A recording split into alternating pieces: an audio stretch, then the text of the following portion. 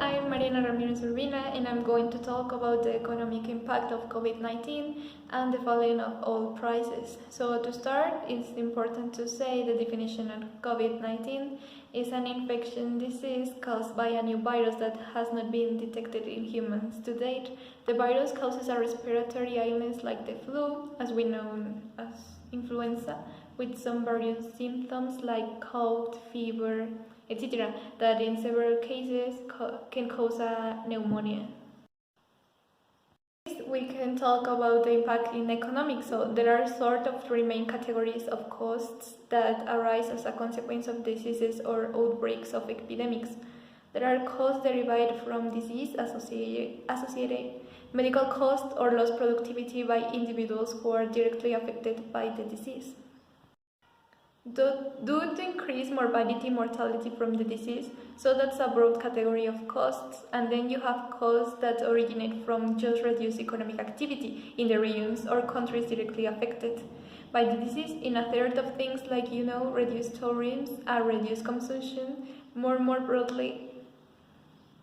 The third category of costs, which happens to be particularly large and worrisome this time around, is called consists of cost due to the fact that economies are more and more integrated and linked with another one.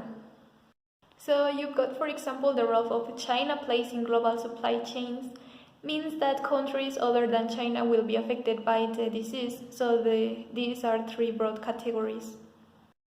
And we can talk about more specifically about the estimated or projected economic costs. Coming from each of these three categories, we use cost and these three sources of costs that are also possibly, with this exception, the last one, we use that also to estimate the burden of chronic disease, which is a very different case. Then what we have here, which is an epidemic and very highly infection disease, chronic disease, also has immediate cost, reduced productivity, also the burden of excess mortality. So it's important to say that governments are taking very different actions to prevent people to get the illness, the virus. So some of these actions say that you have to stay in your home and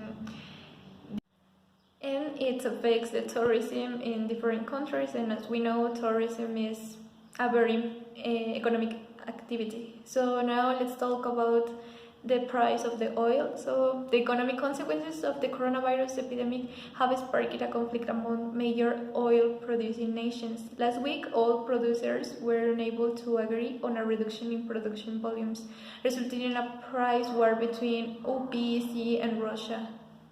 The price of oil collapsed by 31.5% at the start of trading. As a reaction, stock markets fell sharply these days. In Tokyo, the Nikkei index lost more than 5%, while the Hang Seng in Hong Kong fell almost 4%.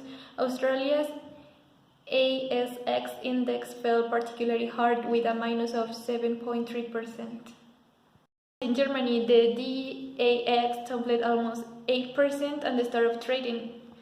So, in conclusion, the COVID-19 is affected the economics in the world. So, it's important that people take actions like the government says to stop the pandemic, and we can get back to our lives. Well, thank you.